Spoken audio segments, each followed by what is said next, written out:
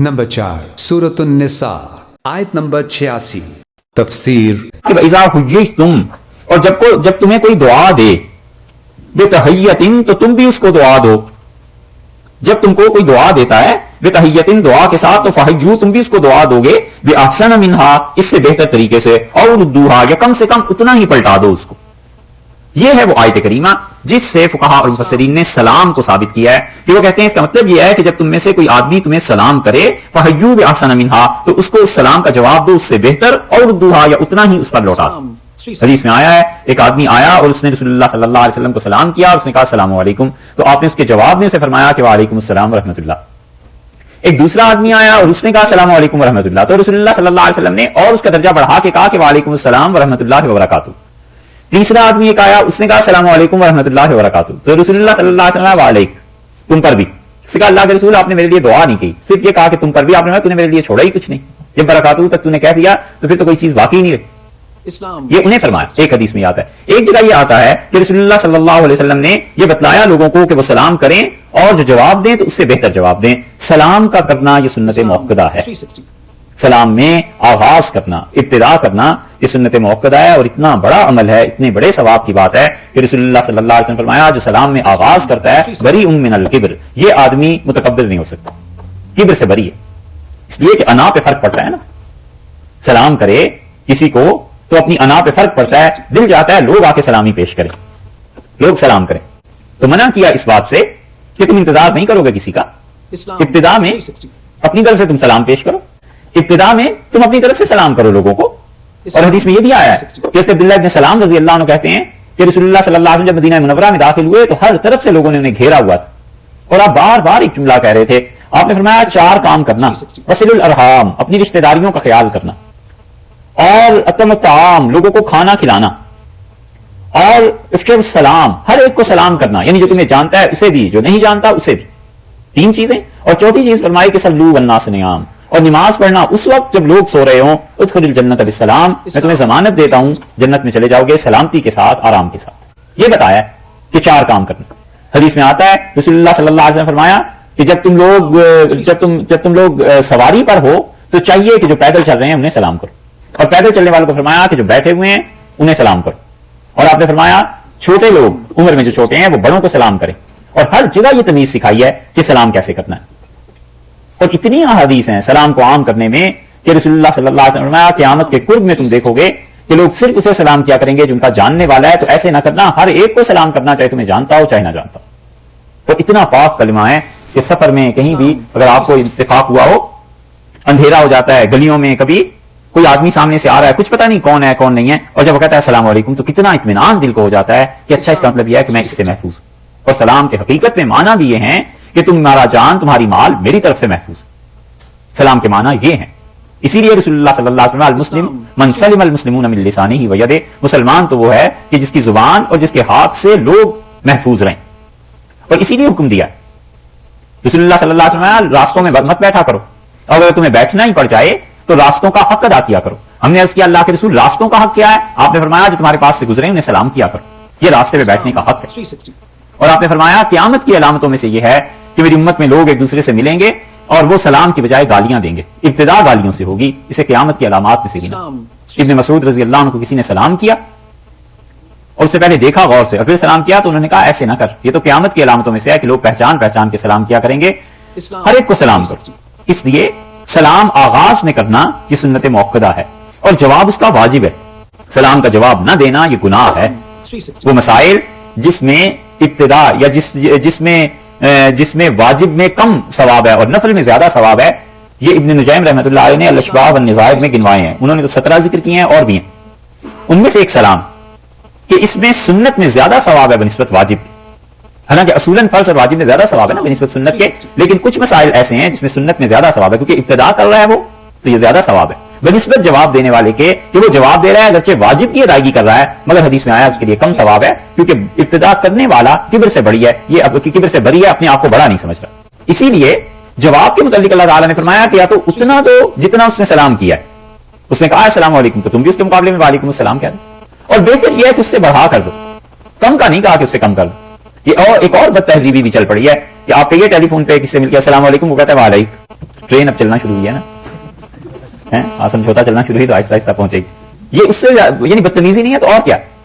اللہ تعالیٰ کہتے ہیں کہ اتنا جواب دو اس کو، اور اتنا یا پھر اس سے بہتر جواب دو، یا اس سے بھی کھٹا کر دیتے ہیں. اور عمر بن عبدالعزیز رحمۃ اللہ علیہ وغیرہ کی روایات میں آتا ہے کہ وہ سلام لکھواتے تھے اور پھر اس کے بعد اور بھی کلمات کا اضافہ کر دیتے تھے. معلوم ہوتا ہے دوسری روایات میں یہ بھی آیا کہ برکاتہ کے بعد بھی اگر کوئی اضافہ کرنا چاہے تو اس کی بھی اجازت ہے. تو دعا ہے بنیادی طور پہ. اللہ نے فرمایا کہ جب تم دعا دو کسی کو تو پھر دیکھو اچھا اس کا جواب اتنا ہی دینا، اور دعا اتنا ہی دینا، یا اس سے پہلے فرمایا کہ احسن منہا، اس سے بہتر طریقے پہ دینا. اور سلام کو منع کیا گیا ہے کچھ لوگوں سے، اور ان میں سے منع کیا گیا ہے ان لوگوں کو سلام کرنا جو عبادت میں مصروف ہیں، انہیں سلام نہ کیا جائے. اس لیے کوئی آدمی مسجد میں داخل ہوتا ہے اور زور سے سلام کرتا ہے، یہ منع ہے، مکروہ ہے، گناہ کی بات ہے. وجہ اس کی یہ ہے کہ ان میں سے کوئی آدمی نماز پڑھ رہا ہے، اللہ کے ساتھ اس کا تعلق ہے، تم اسے اللہ سے ہٹا کے اپنی طرف بھی کیوں متوجہ کرنا چاہتے؟ ایک آدمی تلاوت کر رہا ہے تو پہلے ہی اللہ سے باتیں کر رہا ہے، اب اس کو توجہ دلانا. 25 آدمیوں نے آنا ہے اس مسجد میں نماز پڑھنے کے لیے، اور آنا بھی 15 منٹ کے وقفے سے ہے. اب 15 منٹ میں 25 آدمی جو آئیں گے بار بار سلام کریں گے تو یہ کتنے لوگ بیٹھے ہوں جو جواب دیتے رہے ان سب کو. اس لیے منع کیا ہے کہ جہاں لوگ عبادت میں مصروف ہوں وہاں پر سلام نہ کیا جائے. جیسے لوگ تلاوت میں ہیں، جیسے لوگ ذکر میں ہیں، مسجد میں ہمیشہ کوئی نہ کوئی تو اللہ کو یاد کر ہی رہا ہوتا ہے، منع کر دیا کہ اس میں سلام نہ کرو. اسی طرح کوئی آدمی سو رہا ہو تو اس طرح سلام کرنا کہ اس کی آنکھ کھل جائے، اس سے بھی منع کیا ہے کہ گھر میں ایسے نہ کرو. اور یہ ہو جاتا ہے کبھی کبھی کہ گھر میں داخل ہوئے اور ایسا سلام کہ وہ تو پھر پہلے ہی پتا چل جاتا ہے کہ کون آ رہا ہے. اور کبھی اگر اتفاق سے رات کو اٹھنا ہو گیا نماز کے لیے تو وہ تو پھر صدر محلے کو پتا ہوتا ہے کہ رات تہجد کے وقت میں آج اٹھے تھے. اور حضور اکرم صلی اللہ علیہ وسلم ایسے نہیں کرتے تھے. عائشہ رضی اللہ عنہا کہتی ہیں وہ رات کو آتے تھے اور اتنی آواز میں سلام کرتے تھے کہ ہم میں سے جو جاگ رہا ہوتا تھا جواب دے لے، جو سو رہا ہوتا تھا اس کی نیند خراب نہیں ہوتی تھی. اور اللہ نے سورہ نور میں فرمایا ہے کہ جب تم گھروں میں جاؤ تو سلام کیا کرو، اور اس سے اللہ کی برکتیں اور رحمتیں تمہارے گھر پہ نازل ہوں گی. اسی لیے حکم یہ ہے کہ گھر میں چاہے کوئی بھی جواب دینے والا نہ ہو، سب سو رہے ہوں تو بھی آہستہ آواز سے سلام کرنا چاہیے. اور اسی لیے یہ حکم ہے کہ اپنا کمرہ، اپنا گھر جب اس میں جائے، چاہے وہ خالی ہے اور کوئی بھی وہاں نہیں ہے تو بھی سلام کرے. اس کا یہ سلام اصل میں فرشتوں کے لیے ہے. اللہ کی وہ مخلوق جو آنکھوں سے نظر نہیں آتی، فرشتے ہیں، وہ اس کو جواب دیں گے اور اس کے نتیجے میں اللہ کے ہاں سے برکتیں نازل ہوں گی، خدا کی رحمت اس کے گھر پہ نازل ہوگی. ہے یہ چھوٹا سا عمل، لیکن دیکھو اللہ نے کہا جب تم اپنے گھروں میں جاؤ تو سلام کرو. اس سے کیا ہوگا؟ تم پہ برکتیں نازل ہوں گی، تم پر خدا کی رحمتیں نازل ہوں گی. یہ سورہ نور میں فرمایا ہے. وہاں انشاءاللہ پہنچے تو وہاں کی بات وہاں کریں گے. یہاں تو حکم یہ فرمایا ہے کہ تم میں سے جو آدمی سلام کرے اس کا جواب اچھے طریقے سے یا پھر اس کے برابر. اور جو منع ہے جیسے کوئی عبادت کر رہا ہے، جیسے کوئی اور عذر اس کو لاحق ہے، مثلا کھانے میں کھانا کھا رہے ہیں، اس کے لیے بھی منع کیا ہے کہ سلام نہ کیا جائے، کیونکہ لوگ ایک چیز میں مصروف ہیں. دو چیزیں ایسی ہیں جو در حقیقت شریعت نے بتایا ہے کہ وہ عبادت تھی، عبادت ہے، لیکن لوگوں نے اسے بس دنیا کی رسمیں بنا لیا ہے. ایک کھانا اور ایک نکاح، یہ دونوں چیزیں شریعت نے بتائی تھی کہ اعلیٰ درجے کی عبادتیں ہیں، اللہ کے ساتھ تعلق ہے، کھانے کا ایک ادب ہے، کھانے کا احترام ہے، بالکل اس کے خیال نہیں کرتے. حتیٰ کہ کھانے کے آداب میں سے یہ ہے کہ لوگ پہلے بیٹھیں اور کھانا بعد میں لایا جائے، کھانا پہلے نہ لگایا جائے. اور اس کے آداب میں سے یہ ہے کہ کھانا پہلے اٹھا لیا جائے اور اس کے بعد لوگ اٹھیں. اگرچہ یہ کوئی گناہ کی چیزیں نہیں ہیں، ہم یہ نہیں کہتے کہ اس پہ کوئی گناہگار ہی ہو جائے گا، مگر ادب سکھایا ہے شریعت نے کہ دیکھو کھانا بہت بڑی اللہ کی نعمت ہے، اس کا خیال کرو، اس کا احساس کرو. اسی لیے منع کرتے ہیں کہ کھاتے ہوئے پڑھا بھی نہ جائے، پڑھنا بھی نہیں چاہیے، کیونکہ وہ اس کا ادب اور اس کا احترام ہے کھانے کا کہ آدمی متوجہ ہو اس کی طرف. اور یہ چیزیں، اور اس کے برعکس باتیں کرنے سے شریعت نے منع نہیں کیا کہ کھانا کھاتے ہوئے باتیں نہ کریں. یہاں تک کہ بحر الرائق میں لکھا ہے فقہا کے جملے کو، انہوں نے کہا کہ ہمارے زمانے میں عیسائی اور یہودی کھانا کھاتے ہوئے باتیں نہیں کرتے، اس لیے ان کی مشابہت جائز نہیں، یعنی ان سے سملیرٹی تو یہ کرتے ہیں. اور بات وہ رہ گئی جو پچھلے زمانے میں کئی ہدایتیں بزرگ دیتے تھے، ان میں سے آدھی بات رہ گئی. وہ کہتے تھے کھانا کھاتے ہوئے باتیں نہ کرو، یعنی کھانے کی طرف توجہ کر کے کھاؤ. تو باتیں تو نہیں کی مگر کمپیوٹر آن کر لیا، ٹی وی آن کر لیا، کھا بھی رہے ہیں اور اس کی طرف بھی توجہ ہے. توجہ کھانے کی طرف ہونی چاہیے تھی کہ اللہ نے کتنی بڑا احسان، کتنی مہربانی کی ہے. میں دعوت پہ آیا ہوں تو کسی نے میری دعوت کی، اللہ نے اس کے دل میں میری کتنی عزت ڈالی ہے، مجھے گھر پہ کھانے کے لیے اس نے بلایا ہے. یہ سب چیزیں سوچتا ہے نا آدمی، بار بار جب ان چیزوں کو سوچتا ہے تو اس کا فائدہ یہ ہوتا ہے کہ دماغ گناہ کی بات نہیں سوچتا، اچھی چیزیں سوچتا. پریکٹس ہونا شروع ہو جاتی، ہر چیز میں اچھی باتیں سوچنا شروع کر دیتا ہے. تو اس لیے منع کیا ہے کہ کھانا کھاتے ہوئے اچھی باتیں کرے، لیکن یہ کہ کھانے کے آداب اور طریقے ہیں. اسی طرح سلام کرنا بہت اچھی چیز ہے، لیکن وہ لوگ جو کھانا کھا رہے ہیں فرمایا انہیں سلام نہ کرو، وہ بھی ایک عبادت میں گویا کہ مصروف. نکاح بھی ایسی عبادت اتنی بڑی چیز ہے کہ رسول اللہ صلی اللہ علیہ وسلم نے فرمایا نکاح کے مجلس کے آخر پر جو دعا مانگتے ہیں لوگ، اللہ کے فرشتے اس پہ آمین کہتے ہیں.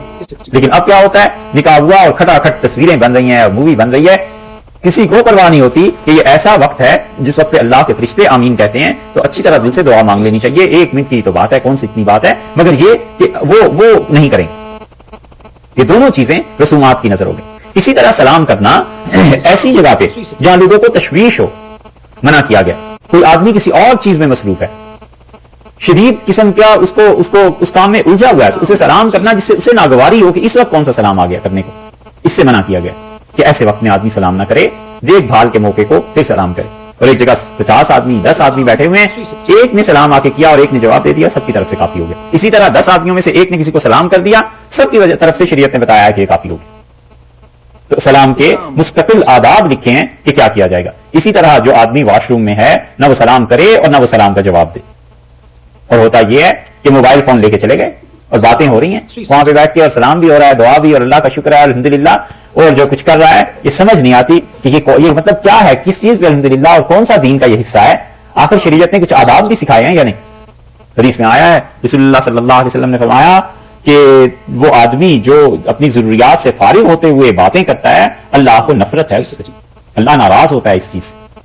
یہ تفصیلات آپ نے سننی ہو تو جو نماز پہ بیانات ہیں اس میں طہارت کی جو چیزیں ہیں وہ سنیے گا, اس میں بیان کیا ان چیزوں کو. تو منع کیا اللہ نے کہ ان موقعوں پہ رسول اللہ صلی اللہ علیہ وسلم نے کہ سلام نہ کیا جائے. یہ جو سنک لگے ہوئے ہوتے ہیں الگ سے, وہ ٹھیک ہے, اس میں کچھ نہیں. اور باتھ روم یہاں تو اتنے صاف ہوتے ہیں کہ کوئی شاید کوئی فتوا دے کہ اس میں نماز پڑھنا بھی درست ہے.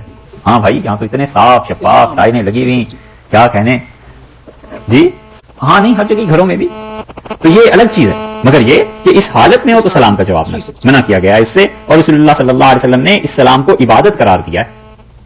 اسی لیے حدیث میں ایک جگہ ہے کہ اللہ ہے جو سلامتی کو نازل کرتا ہے. اور صحابہ رضی اللہ عنہ حقیقت میں حدیث میں یہ آیا ہے کہ وہ سلام کیا کرتے تھے جب یہ نماز پڑھتے تھے نا, تو کہتے تھے السلام علیکم ایھا النبی. اب بھی ہم پڑھتے ہیں کہ نبی صلی اللہ علیہ وسلم خدا کی سلامتی آپ پہ نازل ہو. اور پھر وہ کہتے تھے صحابہ رضی اللہ عنہ والسلام علی فلان والسلام علی فلان, اور فلاں پہ بھی سلامتی ہو, فلاں پہ بھی سلامتی ہو, اور میرے گھر پہ بھی سلامتی ہو, اور اللہ کے فرشتوں پہ بھی سلامتی نازل ہو, اور اللہ پہ بھی سلامتی. تو رسول اللہ صلی اللہ علیہ وسلم نے سنا اور آپ نے منع کر دیا. آپ نے فرمایا بس تم یہ کہو کہ علی عباد اللہ الصالحین, اور اللہ کے جو صالح بندے ہیں ان پہ خدا کی سلامتی نازل ہو. جب تم نے یہ کہہ دیا تو اس آسمان اور زمین کے درمیان جتنی اللہ کی صالح مخلوق ہے نیک, ہر ایک تک تمہاری دعا پہنچے. اس لیے جو نماز نہیں پڑھتا وہ دعا نہیں نا پھر مانگتا. علی عباد اللہ الصالحین تو نہیں پڑھے گا نا, تو کتنے لوگوں کا حق ضائع کرے گا. اگر وہ پڑھتا تو یہ دعا ہر ایک تک پہنچ جاتی, صالح انسان جو آسمانوں اور زمین کے بیچ میں ہے. یہ رسول اللہ صلی اللہ علیہ وسلم فرمایا ان اللہ کان علی کل شیء حسیبا, اور بلا شک و شبہ لوگوں اللہ تعالیٰ کیا ہے, علی کل شیء, ہر ایک چیز کا حساب کرنے والا ہے. تو حساب کرنے والا یعنی وہ ایک ایک چیز کی جزا تمہیں دے گا. تم اس سلام کو چھوٹا سا عمل سمجھتے ہو, ہم اس پر بہت زیادہ جزا تمہیں دے دیں گے, ہم تمہیں اس پہ ثواب دیں گے, اللہ کے ہاں سے رحمت نازل ہوگی. اور لوگ اتنے شوقین تھے, ہونا بھی چاہیے تھا. جیسے عمر بن العاص رضی اللہ عنہ سے ملنے گئے رسول اللہ صلی اللہ علیہ وسلم, تو آپ نے ان کے یہاں دستک دی اور کہا السلام علیکم. اور عمر بن العاص رضی اللہ عنہ کہتے تھے میں دروازے کے پیچھے پہنچا اور میں نے آہستہ سے کہا کہ وعلیکم السلام. اور رسول اللہ صلی اللہ علیہ وسلم دوبارہ دروازے پہ دستک دی اور پھر سلام کیا, میں نے پھر جواب دیا. پھر تیسری مرتبہ اور چوتھی مرتبہ آپ چل پڑے, کیونکہ حکم یہی ہے کہ جب تم کسی کے گھر جاؤ تو 3 مرتبہ دستک دو, اور اگر وہ نہیں آتا تو چوتھی مرتبہ چلے جاؤ. یہ نہیں ہے کہ اب اصرار کرنا ہے کہ نہیں ضروری ملنا ہے, اپنے کسی کام میں مصروف ہوگا. کچھ سب سے بہتر طریقہ تو یہ کہ وقت طے کر لیا جائے.